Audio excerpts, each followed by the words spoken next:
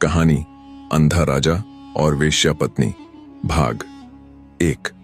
क्या कोई राजा अंधा होकर भी राज्य चला सकता है? क्या किसी वेश्या को सच्चा प्रेम मिल सकता है? और जब ये दोनों एक ही कहानी में बंध जाएं, तो क्या अंजाम होगा?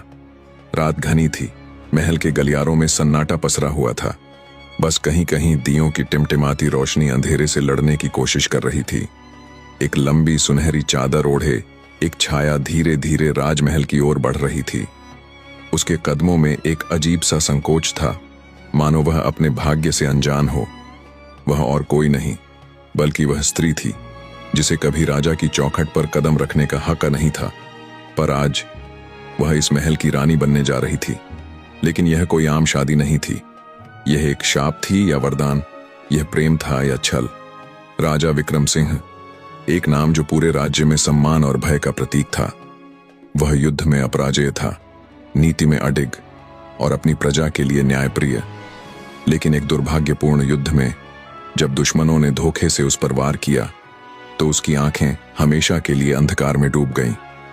अब एक अंधा राजा राजगद्दी पर बैठा था, पर अंधा होना उसकी सबसे बड़ी कमजोरी नहीं थी, बल्कि वह षड्यंत्रों का शिकार हो चुका था।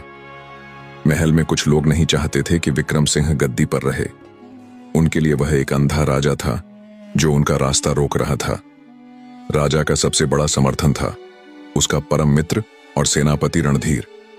रणधीर ने कई बार राजा से कहा था, महाराज, आपको दोबारा विवाह कर लेना चाहिए। एक रानी का होना आवश्यक है जो आपके साथ हर सुख दुख में खड़ी रहे। पर राजा विक्रम सिंह के मन में एक अजीब सा भय था, कहीं कोई मुझे धोखा ना दे दे। लेकिन राज दरबार में बैठे षड्यंत्रकारी दरबारियों ने राजा के विवाह को ही उनके खिलाफ एक बड़ा षड्यंत्र बना दिया था। मालिनी नाम था उसका, रूपवती, चतुर और अपनी सुंदरता से पुरुषों को वश में करने वाली। वह एक प्रसिद्ध नगरवधू थी जिसकी अदाओं पर कई राजा महाराजाओं के उत्तराधिकारी तक मरते थे। लेकिन उसकी जिंदगी में प्रेम के नाम पर बस छल ही छल था। एक रात जब वह अपने कक्ष में अकेली बैठी थी, तभी उसके पास एक अजनबी पहुंचा। वह आदमी नकाब में था, पर उसकी बातों में छलकता हुआ विश्वास था। अगर तुम्हें सच में रानी बनना हो तो एक सौदा करना होगा। मालिनी ने उसकी तरफ देखा और ठहाका लगाकर बोली, रानी, मैं एक वेश्या हूं और वेश्याएं महलों में रानियों की तरह नहीं बल्कि रखैलों की तरह रहती हैं। अजनबी ने धीरे से कहा, अगर मैं कहूं कि तुम इस राज्य की महारानी बन सकती हो, राजा विक्रम सिंह से विवाह कर सकती हो। मालिनी के होंठों पर मुस्कान आई, लेकिन उसकी आंखों में अविश्वास था। और राजा मुझे क्यों अपनाएगा? अजनबी ने उत्तर दिया, क्योंकि राजा अंधा है और उसे सच्चाई देखने की शक्ति नहीं है। मालिनी ने सोचा, अगर मुझे यह अवसर मिल रहा है तो क्यों ना इसे आजमाया जाए। कुछ ही दिनों में पूरे महल में यह घोषणा कर दी गई कि राजा विक्रम सिंह का विवाह हो रहा है। पर कोई नहीं जानता था कि रानी बनने वाली स्त्री कौन है। जब विवाह संपन्न हुआ और राजा ने पहली बार अपनी रानी का स्पर्श किया, तो उसे लगा कि कोई अजीब सी बात है।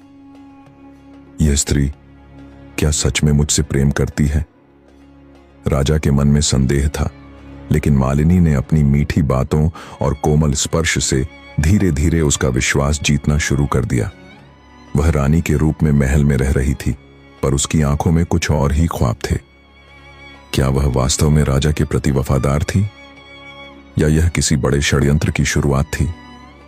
मालिनी अब रानी बन चुकी थी, लेकिन उसकी रातें बेचैन थीं। हर रात वह चुपके से उठती और किसी से गुप्त बातें करती। एक रात जब राजा विक्रम सिंह गहरी नींद में था, उसने मालिनी को महल की एक अंधेरी कोठरी में जाते देखा। राजा अंधा था, पर उसकी सुनने की शक्ति तीव्र थी। उसने सुना, सब कुछ योजना के अनुसार हो रहा है। जल्द ही राजा को गद्दी से हटाया जा सकता है। राजा का दिल तेजी से धड़कने लगा। उसकी पत्नी, उसकी अपनी रानी, क्या उसे धोखा दे रही थी? लेकिन राजा को नहीं पता था कि यह षड्यंत्र किसने रचा था। मालिनी खुद इस खेल की खिलाड़ी थी, या वह भी किसी और के हाथों की कठपुतली? राजा विक्रम सिंह ने अब निर्णय कर लिया था कि वह इस षड्यंत्र की सच्चाई जानेगा। अगली रात जब मालिनी फिर से गुप्त वार्ता के लिए निकली, राजा ने अपनी भरोसेमंद सेविका को उसके पीछे भेजा। लेकिन जब सेविका लौटी तो उसके चेहरे पर भय था। महाराज, रानी मालिनी, वह जिस व्यक्ति से मिल रही थी वह कोई और नहीं बल्कि। सेविका की बात अधूरी रह गई। तभी कमरे में एक खंजर चमका और सेविका का गला काट दिया गया। राजा की आंखों में अंधकार था, पर अब उसे महसूस हो गया था कि यह अंधकार केवल उसकी आंखों में ही नहीं बल्कि उसके पूरे महल में फैल चुका था। मेरी पत्नी कौन है? वह मेरी रानी है या मेरी मौत का कारण?